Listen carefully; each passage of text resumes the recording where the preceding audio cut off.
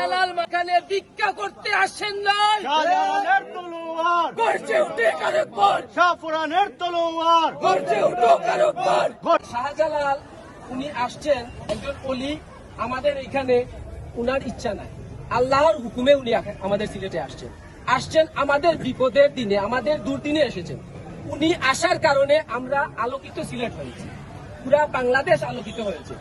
এখন প্রশ্ন হচ্ছে, আমরা সবাই বলেছিলাম একমত দিয়ে যে মাজারের উপরে কেউ সরাসরি টাকা নিক্ষেপ অথবা ডিল মেরে দেওয়া যাবে না।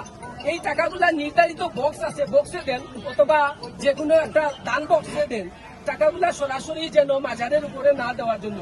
কিন্তু আমাদের এই অনুরোধ আজ দিন পর্যন্ত কেউ গ্রহণ করা হয় নাই। যারা পরিচালনা করতেছেন, আমাদের এই মতামত না, এটা হাজারো লক্ষ মানুষের মতামত। আপনাদেরকে সামনে নিয়ে আমি একটা প্রশ্ন করতে চাই, আপনার বাবা, আপনার দাদা, আমার বাবা, আমার দাদার কবরের উপরে যদি কেউ সরাসরি টাকা নিক্ষেপ করে, তাহলে এর চেয়ে বড় নিন্দনীয় কাজ আর কি হতে পারে? আপনারাই বলুন। আমি আশা করব আজকের পর থেকে মেহেরবানি করে শাহজালাল মাজারে এখনো যারা দায়িত্বে আছেন, আমরা করজোড়ে হাত দিয়ে মিনতি করছি, অবিলম্বে আজকের পর থেকে যেন মাজারের উপরে সরাসরি কোনো টাকা নিক্ষেপ করা হয় না।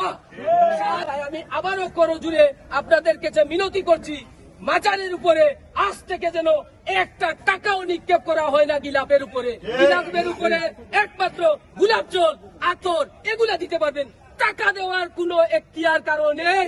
শাহজালাল মাখানে ভিক্ষা করতে আসেন নাই, শাহজালালের তলোয়ার গর্জে উঠে কারকবার, শাহপুরানের তলোয়ার গর্জে উঠো কারকবার, গর্জে উঠুক আরেকবার শাহজালালের তলোয়ার। শাহজালালের আমরা জনগণের গণপ্রজাতন্ত্রী বাংলাদেশ সরকার, মাননীয় প্রধানমন্ত্রী, আপনারা দেখেছেন স্বচ্ছতা, জবাবদিহিতা এবং নিরপেক্ষতার জন্য রাষ্ট্রের যে টাকা বা খরচ কমানোর জন্য উনি বড় বড় মন্ত্রীর পিছনে যে পুলিশ প্রটোকল রাখা হয়, সেই প্রটোকলকে উনি নিষিদ্ধ করে দিয়েছেন।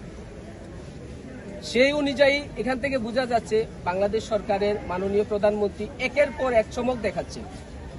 সুতরাং শুধু মাজার নয়, বাংলাদেশের যেখানেই দুর্নীতি হবে, যেখানেই অপরাধ হবে, যারাই অপরাধ করবে কেউ পার পাবে না।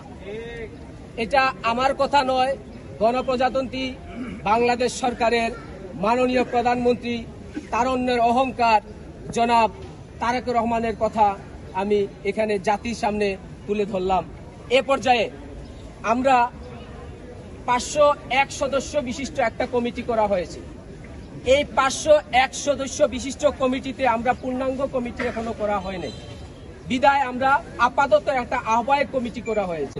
আমরা যে 501 জন সদস্য বিশিষ্ট কমিটি করব, এই 501 জন সদস্য বিশিষ্ট কমিটিতে আমার ভাই, আমার চাচা, আমার দাদা, আমার নানা থাকবে না।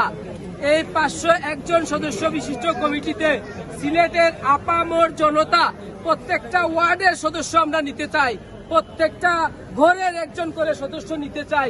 আপনারা যারা সদস্য হতে ইচ্ছুক আমাদের সাথে যোগাযোগ করবেন। আমাদের এই সংগঠনের আহ্বায়ক জনাব জামিল আহমদ লিটন ভাইয়ের সাথে যোগাযোগ করবেন। আপনারা যারা ইচ্ছুক সদস্য হতে পারবেন। আগামীতে আপনাদেরকে নিয়ে, আপনাদের গণমাধ্যমকে নিয়ে আমরা যে কোনো পদক্ষেপে ঝাঁপিয়ে পড়বো ইনশাল্লাহ। আমরা কারো পক্ষে বা বিপক্ষে নয়, আমরা সত্যর পক্ষে। আমরা চাই সরকারি লোক এবং এই শাহজালালের মাজারের পূর্বে যারা ছিল উনারাও থাকুক, এবং সিলেটের আপামর জনতা সব ওয়ার্ড থেকে এক একজন জনগণ নিয়ে, প্রতিটা মাদ্রাসার থেকে এক একজন আলিম নিয়ে 100 হোক আর 200 হোক, একটা জবাবদিহিতামূলক একটা কমিটি করে এই কমিটির মাধ্যমে শাহজালাল, শাহপুরান সহ প্রয়োজন হয় পুরা বাংলাদেশে যতগুলা মাজার আছে সবগুলা সুন্দরভাবে পরিচালনা হোক।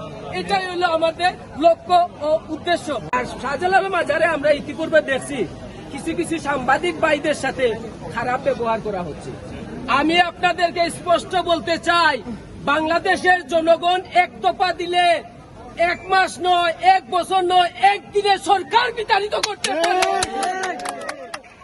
আমি আবারও অনুরোধ করতে চাচ্ছি, কোন সাংবাদিক ভাইদের সাথে কেউ যদি খারাপ আচরণ করেন তাহলে এর পরিণাম কি হবে তা আপনাদেরকে ভাষায় প্রকাশ করব না। কারণ আপনারা জানেন, বাঘে সইলে 18 গা, সিলেটি ভাষায় বলে পুলিশে সইলে 36 গা, আর সাংবাদিকে যদি সয় তাহলে 72 গা।